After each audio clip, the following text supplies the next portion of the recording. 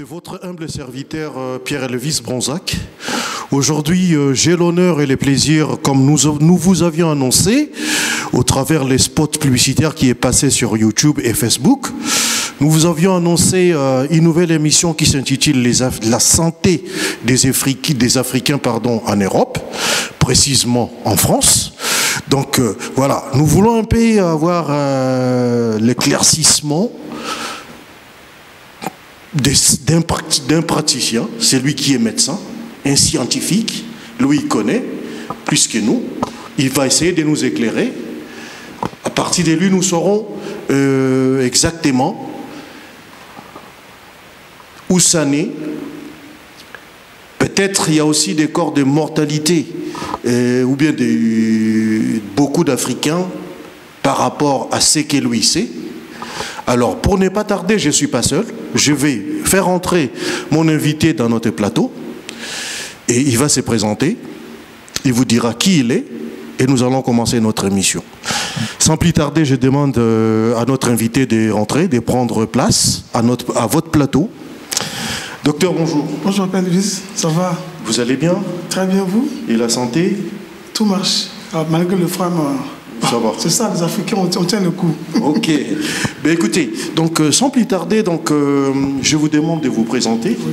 Vous allez vous présenter auprès de nos téléspectateurs. Il y a des frères, c'est une émission qui se passe en français. C'est pour permettre à tous les Africains au moins de comprendre, de prendre corps par rapport à cette émission, à ces sujets ou ces thèmes. Donc vous pouvez vous présenter devant notre caméra, leur dire qui vous êtes exactement. Merci, Papa Elvis. Moi, je suis docteur Laure Nzouzi Dignamé. Je suis médecin et chirurgien dentiste au maxillofacial et j'œuvre en Afrique. C'est mieux. Ok. Donc vous êtes médecin, vous œuvrez en Afrique. Donc ici, vous êtes c'est en congé, c'est un moment de relaxation, je ne sais pas, un peu de repos. Un peu de tout, moment de repos et puis visite familiale, voir la famille. Et vous voir, Papa Elvis, j'ai beaucoup entendu parler de vous, moi. Je suis là pour vous voir aussi. Enchanté, merci. Merci beaucoup. Bon, docteur, sans plus tarder, nos téléspectateurs, ils ont soif de comprendre pourquoi nous avons intitulé La santé des Africains en Europe, plus précisément en France.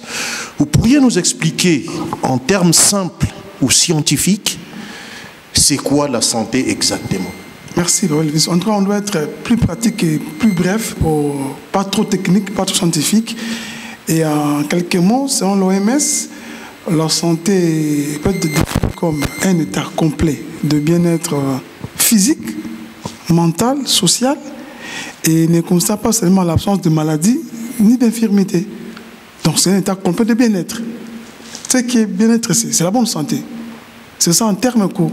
Quand on est bien, on a bonne santé. Mais bien-être, je dis physique, c'est-à-dire le corps.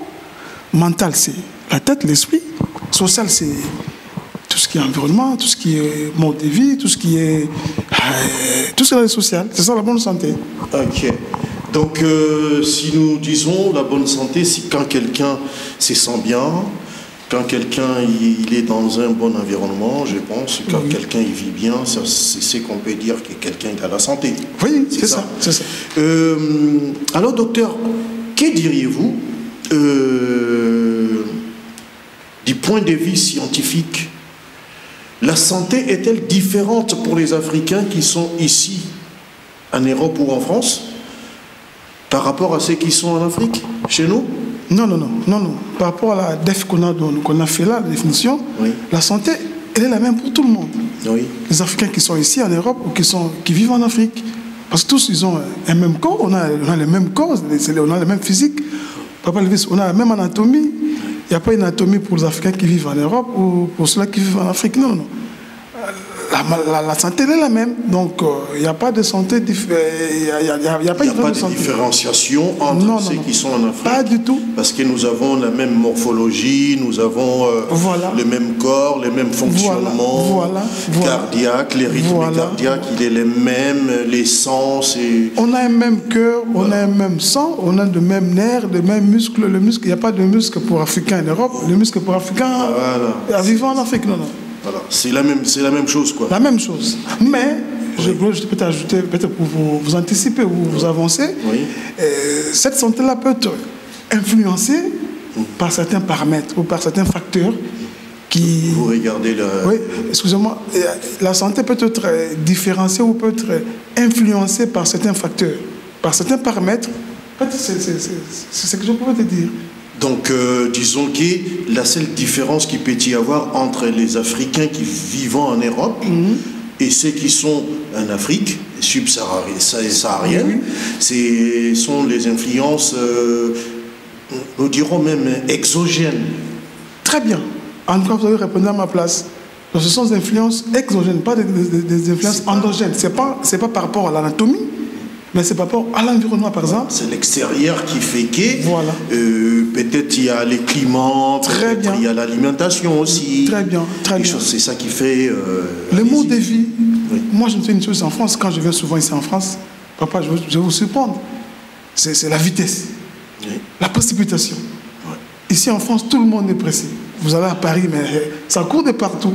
Ça, pour moi, c'est un des facteurs, je vous dis, pour moi, jusque-là, c'est un facteur à ne pas négliger. Tout le monde est pressé. Pourquoi? Et quand on est pressé, ça influence la marche, ça influence le cerveau, ça influence le sang. Parce qu'on est pressé, tout marche à vitesse. C'est pas bon. En Afrique, nous marchons. Bon, normalement, ici, moi, je vous vois courir sur le riz de Paris, ici. Oui. Même en voiture, mais je vois vous descendez un peu vite, tout ça. C'est pas une bonne vie. Ça influence votre santé. Et docteur, mais que diriez-vous, n'est-ce pas, dit-on que les Africains, par rapport à l'expérience de la vie, ils ont une expérience de vie qui est un peu plus courte que ceux qui sont en Europe, ou les Européens, dit-on, non? Non, je ne pense pas. Je ne pense pas. En tout cas, à mon humble avis, moi je dirais que les Africains qui vivent en Afrique vivent plus longtemps que ceux qui sont en Europe. En tout cas, selon certaines études, parce que je dis là, la santé est la même. Il y a des facteurs qui influencent cette santé-là. Vous voyez? Je parle de l'alimentation. Mais papa, dites-moi, que vous avez mangé ce matin? Que vous avez mangé les après-midi, le soir? Beaucoup de graisse, beaucoup de lipides, beaucoup de protéines, beaucoup des acides gras, vous voyez? Mais en Afrique, quand je sais que vous faites des tours en Afrique, vous mangez quoi? Les légumes, les haricots, notre eau naturelle, vous voyez, c'est que vous buvez. Donc je ne pense pas que les Africains qui vivent en Europe vivent... Non. C'est le compte. Moi, on a reçu des cas. Vous êtes au courant avec moi. Il y a des cas, vous voyez, des morts subites. Ici en Europe, quelqu'un est mort, vous dites non, peut-être il a fait une crise cardiaque. Mais en Afrique, il n'y en a pas trop. Les crises cardiaques en Afrique, il n'y en a pas trop. Le mort subite en Afrique, il n'y en a pas trop. Pas ici en Europe. J'ai noté ici, jusque-là, je fais quelques temps ici en Europe, pour mon dernier voyage. En tout cas, j'ai reçu beaucoup plus de cas de mort subite ici, en Afrique, chez les Africains, par rapport à ceux qui sont en Afrique. Donc vous avez constaté qu'il y a beaucoup plus des Africains qui meurent par des AVC, des arrêts cardiaques, tout ça. C'est à cause de l'environnement, de l'alimentation, le mode de vie. Donc nous ne suivons vraiment pas la diète ou le diététique comme il faut. Non. Donc il n'y a pas l'assemblage des bons aliments. Non. C'est ça, quoi. Non. Papa, vous êtes venu en voiture. Vous savez combien vous avez pris le temps pour arriver ici? Vous pouvez faire les pieds. Oui. Mais je t'explique que vous venez en voiture. Moi, je suis surpris. Vous êtes à côté de chez moi. Ouais. Vous voyez, ça, c'est un facteur important. Alors, une marche, il fait froid là, c'est l'hiver, comme vous dites là, mais vous pouvez marcher à pied. Vous avez pris une voiture, pourquoi? Vous pouvez marcher à pied.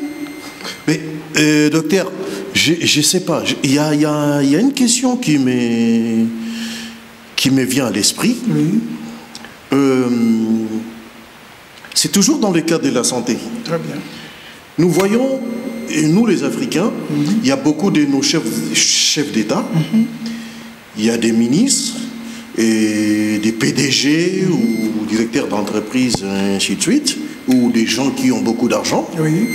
soi-disant riches, selon l'homme. Ils viennent se faire soigner en Europe. Au lieu de faire comme le président, les ministres, au lieu de faire des bonnes infrastructures ou des bons hôpitaux, chez nous, les équiper matériellement. Ce n'est pas les bons médecins qui manquent en Afrique aussi. Non. Pourquoi ces gens-là, ils viennent ici, en Europe? En tout cas, Papa Elvis, je ne vais pas politiser votre émission, mais je veux quand même entrer dans la politique. Je peux être un peu direct par rapport à votre question. Et moi, je pense que c'est l'ignorance. C'est l'ignorance de ces dirigeants, de tout ce que vous venez de dire. Parce que moi, j'ai toujours pensé que l'Afrique peut prendre bien en charge les Africains. C'est le médecin africain, tout ce qui est personnel de santé africain peut prendre en charge les Africains. Je vois mal un président de la République qui quitte le Mali ou l'Éthiopie ou c'est pas moi la RDC, l'Angola pour venir se faire soigner en France. Au Portugal, pourquoi? Mais on ne verra jamais l'inverse. On ne verra pas les Européens partir se faire soigner chez nous. C'est quoi je vous ai dit, Papa Elvis? Oui. On a une santé, je dis une santé propre aux Africains ou à l'Afrique. Oui. C'est pourquoi on ne voulait jamais, excusez-moi, je ne vais pas citer le nom du président de la République ici, un président français ou un Européen, autorité, aller se soigner au Congo. Pourquoi? Ce n'est pas parce qu'il y a le faux médecin au Congo, non. Mais c'est parce que la santé ici, en France, vous faites de la médecine sociale, par exemple. Vous voyez? Oui. Au Congo, il n'y a pas de médecine sociale. En Angola, il n'y a pas de médecine sociale. Vous voyez? Parce que ici, moi, je n'habite pas la France. Mais du moins, c'est que votre santé, c'est la prise en charge est différente. Si vous ne connaissez pas, vous n'avez pas accès aux soins de santé. Je crois que je n'ai pas me contredit. Oui, parce que moi, j'ai fait une petite recherche. Oui.